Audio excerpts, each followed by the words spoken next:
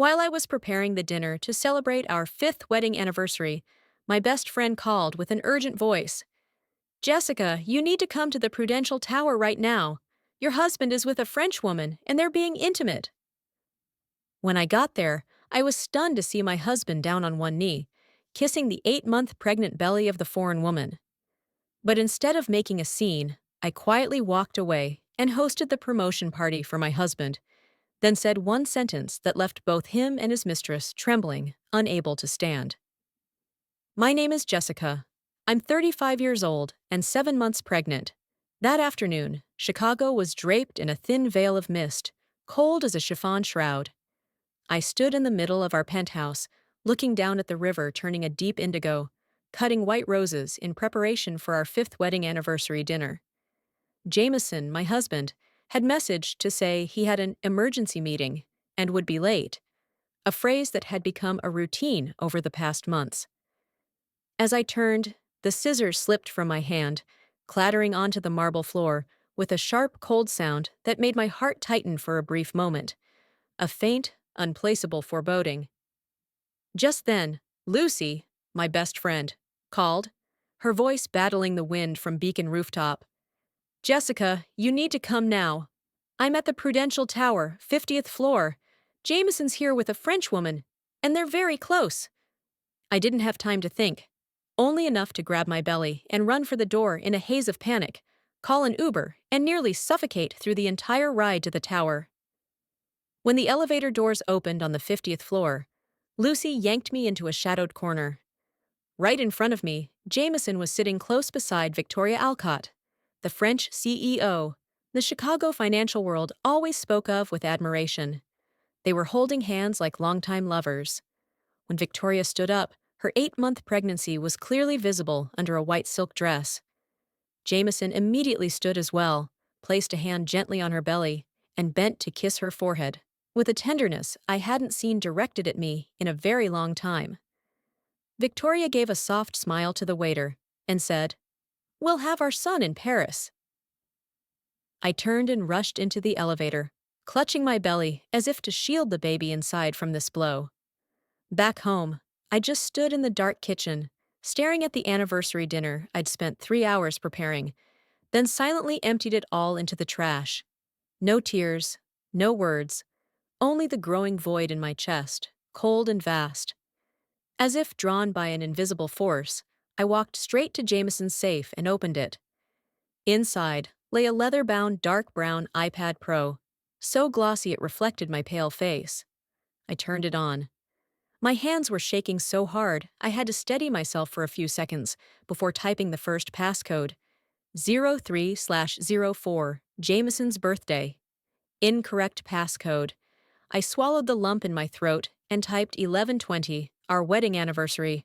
Wrong again. I let out a bitter laugh. How absurd to think that a man blatantly cheating would use his wedding date as a password.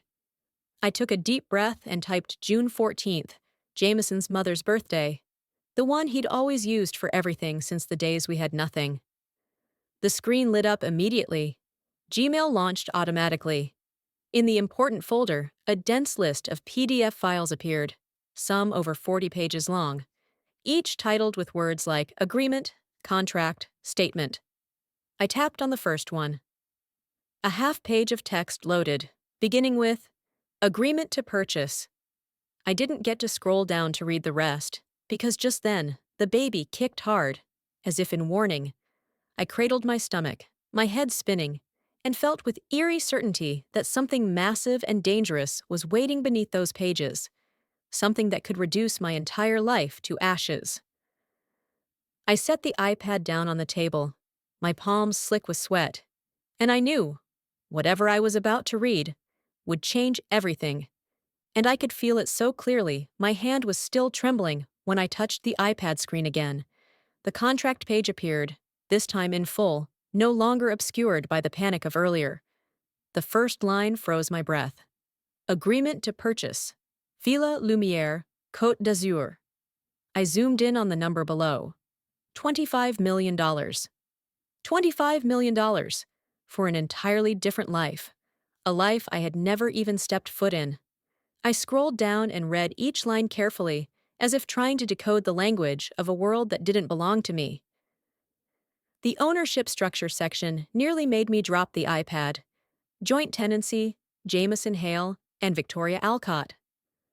Joint tenancy, a co-ownership status used only for married couples or those committed to building a life together. It meant they weren't just buying a house together. They intended to live together, live long-term, live as a family. I kept scrolling, and 3D renderings of the villa appeared. A living room facing the sea with travertine stone floors, an infinity pool blending into the horizon, a staircase leading up to a rooftop terrace where two sun loungers sat side by side. All images of the perfect married life I had once dreamed of, now meant for another woman. My heart pounded so hard, I thought I could hear it echo in the hollow penthouse. The baby nudged softly inside me, as if seeking safety in a world I no longer recognized. I read on to the contract's date of signing, and a detail made my whole body go cold. They had signed it during the same week Jameson claimed he was in Paris for a business trip. So while I was here alone, carefully preparing the nursery, he was standing beside her, hand on her belly, signing their future. Beneath Jameson's signature was Victoria Alcott's, soft and slanted. Just those two pen strokes were enough to make me feel the truth. I wasn't just betrayed. I had been replaced long ago without ever knowing. I set the iPad down on the table, breathing heavily, and in that moment, I understood. The $25 million villa was just the tip of the iceberg. If they'd bought a house together, what else had been hidden? What accounts? What companies? Or an entire parallel life I had never seen? Something in me collapsed, and something else awakened. And I knew, tonight was only the beginning. And in the dense silence of the penthouse, I pulled the iPad closer and opened the supporting documents tab of the contract, like someone tracing the footprints of betrayal. At the bottom of the folder, I found a faint scan, but it was legible. An ultrasound appointment at Clinique des Lumières, Paris. My heart jolted. My chest clenched as if squeezed tight. I dialed the number on the document, not thinking about what I was doing, only knowing I needed to hear the truth from someone who had no reason to lie to me. The long, cold rings echoed, the sound unmistakably European, clinical. Then a gentle French woman's voice came through in English. Clinique des Lumières, how may I assist you? I swallowed hard and tried to steady my voice. I'm calling to confirm an appointment for Jameson Hale. The nurse seemed to pull up the records immediately. Her voice turned warm, casual, like she was speaking to an insurance colleague. Ah, yes. He came in with his girlfriend a few weeks ago. Third ultrasound, if I recall correctly. My hand went numb, as if it no longer belonged to me. I pressed on, trying to keep my breath steady. Girlfriend? The nurse chuckled, light-hearted, unaware that every word was crashing into my life like falling stones. Yes, the young woman is about 7 or 8 months pregnant. Last time, he was holding her belly during the scan. Very sweet. They looked like such a happy couple. I heard something crack inside my head, like the final thread had snapped. My lips pressed tight, but the numbness kept spreading across my skin. The nurse went on, still in her professional tone. Are you calling about insurance processing or to transfer the medical records to the U.S.? I didn't answer. I could only hear the blood pounding in my ears, every beat like a hammer blow. In Paris, Victoria was the beloved girlfriend. In Chicago, I was the legal wife, carrying the child he had abandoned. Two parallel worlds, with one man standing between them, but only one world was chosen to hold his future.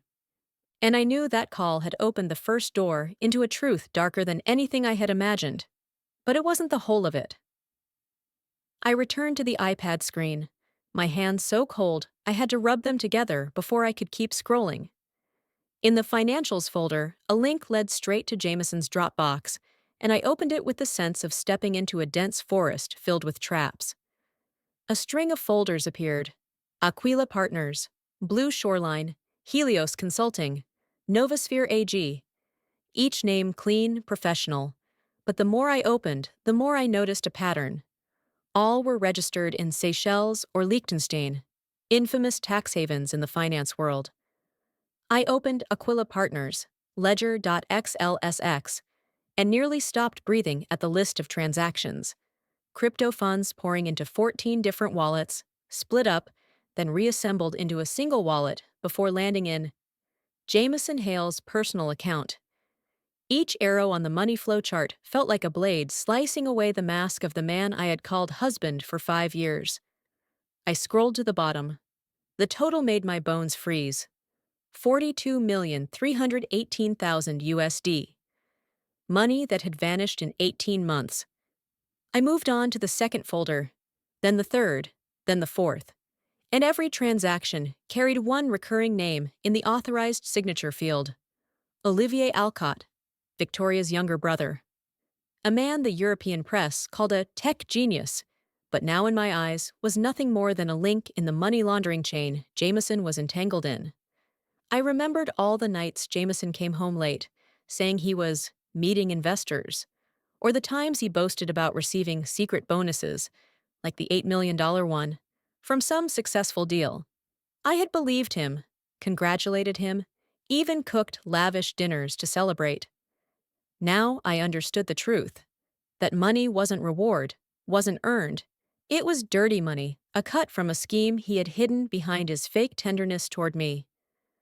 When I opened a final PDF titled Skyline Coin Restructuring, the last puzzle pieces clicked into place like a bomb going off in my head.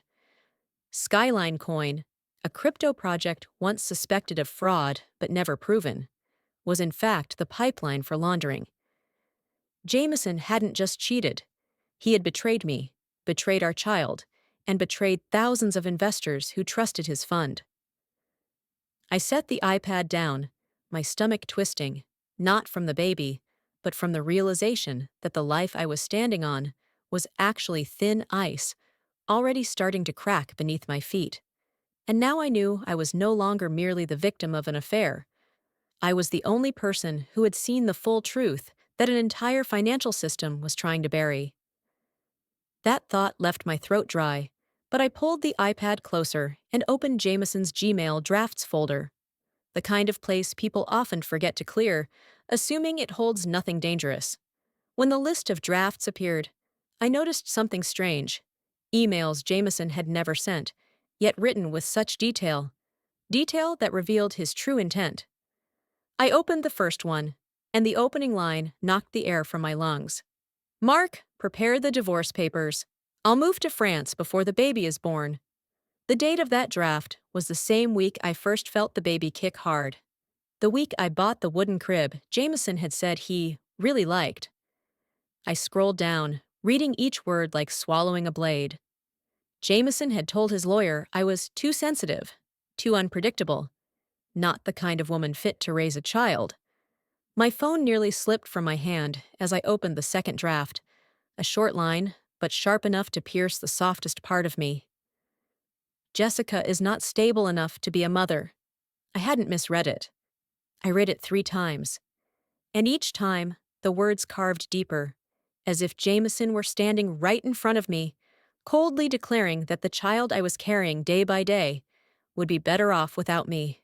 I placed my hand over my belly, feeling the baby's small kicks. As if the child were holding on to me, begging me not to collapse. Through my tears, I whispered, "Mommy's okay. I'm here." But even I didn't believe my own voice. In that moment, I understood something profound. Jameson hadn't just betrayed our marriage, my body, my heart. He had betrayed my very right to be a mother, and that betrayal cut deeper than anything he'd ever done. But through the searing pain in my chest, another thought began to rise.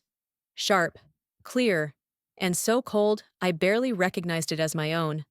I looked around the penthouse, once my home, now just the stage where he performed the role of perfect husband. And I understood that if I stayed silent, I would be swallowed whole by his cruelty. I couldn't let that happen, not for me, but for the child inside me. The next morning, As the first light filtered through the white curtains, I sat on the bed, hand on my belly, and took a deep breath before calling Jameson. My voice rang out into the still room, so sweet it made even me shiver. Honey, I was thinking, this weekend we should throw a huge party to celebrate your promotion to global CFO. I'll invite Anthony and the entire executive team, and if you'd like, you can invite Victoria too. I heard the strange silence on the other end, a silence thick with panic he was trying hard to suppress. Jameson cleared his throat, fumbling. Victoria? Are you sure? I mean, you want everyone to be there?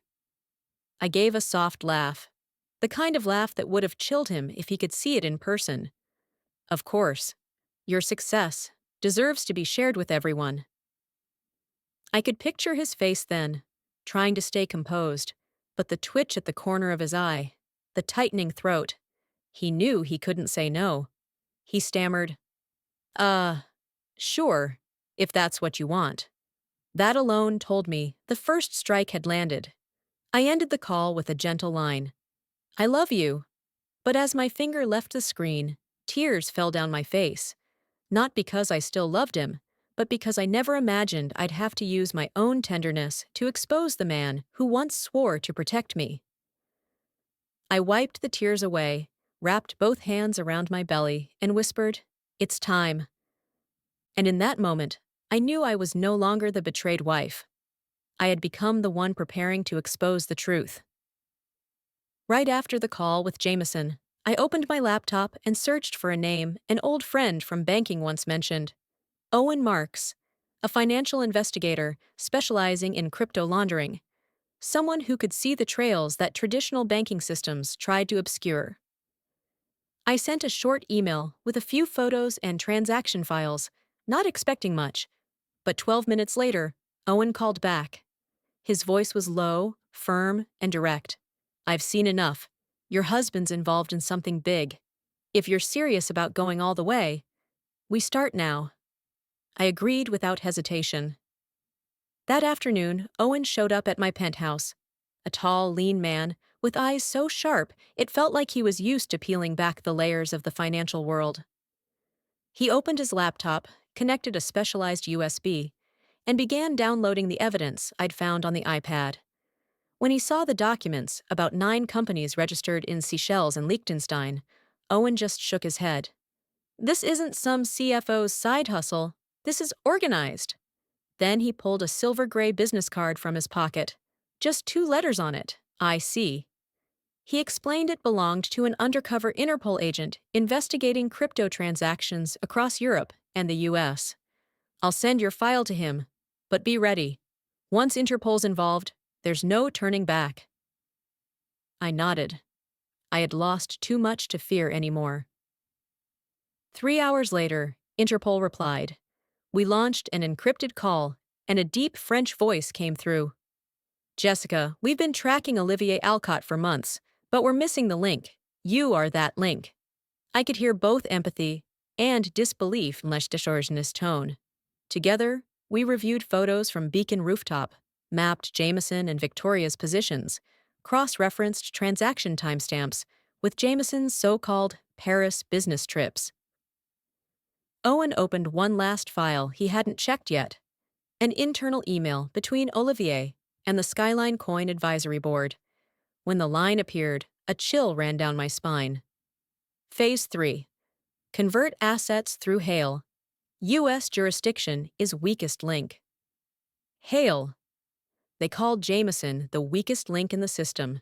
He wasn't the mastermind. He was the fall guy. Suddenly, my phone buzzed. A message from an unknown number flashed across the screen. If you're Jessica Hale, you need to see this. A second message followed with a photo.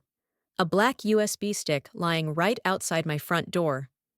I placed a hand over my belly, walked slowly to the door, and when I opened it, just like in the photo, the USB was there on the doormat, cold as the metal of a gun hiding in the dark. I handed it to Owen, who was still scanning files on his laptop. He plugged it in, and instantly a folder opened, each file marked with exact timestamps, dates, and locations of transactions, detailed beyond fabrication. Every single transfer matched precisely with the emails Jameson had sent to Victoria. When the final file opened, I glanced at the clock. 11:42 p.m. The house was hauntingly quiet. Jameson still hadn't come home, probably off at another midnight European market call, the excuse he always used when he vanished. The baby kicked hard, each jolt like a command to stay strong, as if saying, "Mom, don't stop now." Owen looked at me, then at my belly, his voice low but steady. "You're not just saving yourself, you're saving your child from a life built on lies." And I knew he wasn't exaggerating. 2 days later, when that pivotal evening arrived, I stood in the center of my own penthouse and felt as though I were in someone else's home. The warm golden lights reflected off the floor-to-ceiling glass walls, casting the silhouettes of successful businessmen and women gliding past with champagne flutes and polished smiles made for the glittering world of finance. They didn't know, or perhaps didn't want to know, that what they were toasting tonight wasn't just Jameson's promotion to global CFO, but a man teetering on the edge of an international scandal. Anthony Harrington, the fund's chairman, a silver-haired gentleman in a sleek black tuxedo, stepped onto a small platform and raised his glass. "Let us toast to Jameson Hale, the man who made Skyline Capital the brightest star of the crypto market." Applause rang out, sharp and full of blind trust. I stood in the back, hand gently resting on my belly to soothe my child, and I saw Jameson at the room's center, beaming wide, shoulders raised as if the very concept of guilt were foreign to him. Then the elevator doors opened. The sound of high heels clicked softly on marble, and every head turned toward the entrance. Victoria stepped out in a pristine white silk dress, her 8-month belly perfectly round beneath the fabric. The room seemed to stretch with tension. A few women raised their hands to their mouths. Some men raised their brows at her confident beauty. Jameson froze for a split second upon seeing Victoria. Just a moment, but enough for me to catch the panic he tried to bury beneath his thin smile. He didn't walk over to take her hand. He wasn't that foolish. Instead, he gave a polite nod, keeping a deliberately professional distance, as if welcoming an important business partner from Paris. But I saw the way his hand clenched his glass, a sign that his nerves were locked tight. Victoria, on the other hand, placed one hand on her belly and smiled graciously at the guest's congratulations, her eyes glowing with the pride only a woman secure in her place in a man's life could carry. She didn't touch him, but her eyes lingered on Jameson just a little too long, a reminder that the child in her womb was the living presence of the life they had planned. I watched them like two strangers from a world I was never invited into. I had shared 5 years of my life with Jameson, held his hand when I found out I was pregnant, believed he belonged to this family. But in that moment, I understood more clearly than ever. I had loved a man I never truly knew, and that understanding made my calm so eerie it scared even me. I tightened my grip around my glass of water, stood still under the shimmering golden light, and waited for the perfect moment to drop the bomb no one in that room was prepared to catch. Just as Anthony concluded his congratulatory speech, and the last claps still echoed faintly in the air, I placed my glass on the table and stepped into the center of the room. All sounds seemed to pull back for a beat as I spoke, my voice so soft that a few people turned just to make sure they heard me right. "I have a little gift for my husband." A few eyes turned toward me, puzzled, curious, no one knowing what was about to unfold.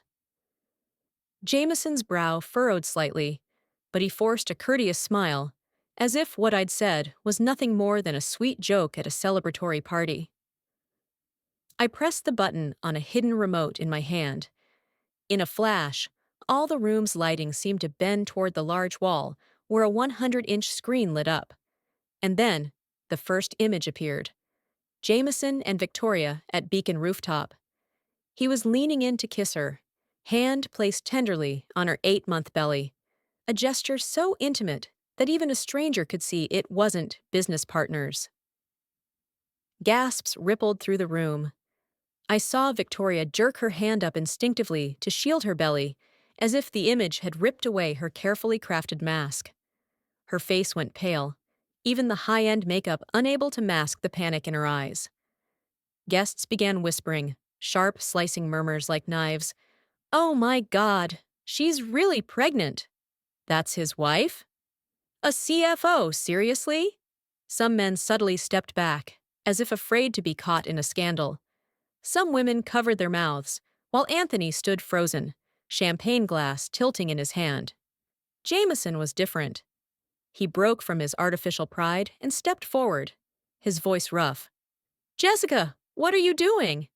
But he already knew the answer better than anyone in that room, and I simply looked at him, calm, as though I'd been preparing for this moment my entire life.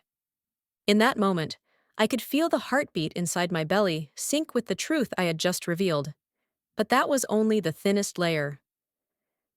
As Jameson stammered, desperately trying to salvage his image beneath a sea of shocked stares, I pressed the second button on the remote. The screen flickered to black for a half-second, then burst into light again. This time, it wasn't rooftop betrayal in grainy images. It was a massive chart in red, veins of arrows connecting names like cracks on ice about to shatter. 9 shell companies appeared: Aquila Partners, Helios Consulting, Novosphere AG, Blue Shoreline Holdings, each name glowing like a charge sheet. The $42 million in crypto flowing through 14 wallets before looping back to Jameson's personal account was displayed in full, a toxic bloodstream coursing through the body of an underground financial network. The whispers stopped cold. No one spoke about affairs now. They spoke of financial crime, the kind that could sink an investment fund in a single night. I let them see every arrow, every figure, every date. When Anthony Harrington's gaze shifted from shock to fury, I knew the hit had landed, but I wasn't done. I opened a second email. The system's voice read aloud to the deathly silent room. "When the baby is born, we'll live in France. The American wife is just a temporary tool." Each word landed like a hammer. Victoria, standing by the window, gripped the glass railing so hard her knuckles turned bone white. She tried to speak, but no sound came. Jameson froze, eyes wide, panic overtaking his entire body, as if his soul had been ripped bare along with his secrets.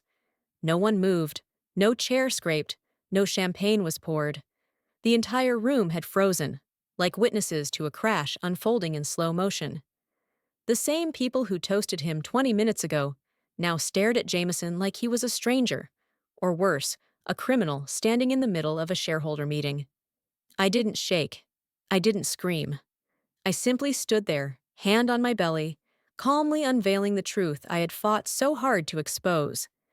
And in that moment, I understood that what they were seeing was only part 2. The cruelest part was still waiting in the minutes to come. I took one more step. No microphone, no raised voice, just enough for everyone to see the stillness in me. Jameson tried to move toward me, stammering, "Jessica, you misunderstood. Let me explain." But I raised my hand, a gesture as light as air, but powerful enough to silence the entire room.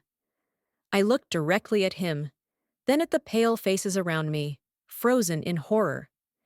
And with a soft voice, sharp as a blade, I said, "All files have been sent to the SEC, FBI, AMF, and the 5 largest financial newspapers in the world, 15 minutes ago."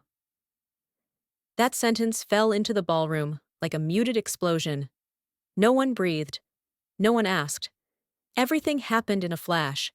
2 of the fund's security guards, previously stationed just to manage guest flow, immediately moved toward Jameson. He staggered back, face white as chalk. "Wait, I have rights. This is my home."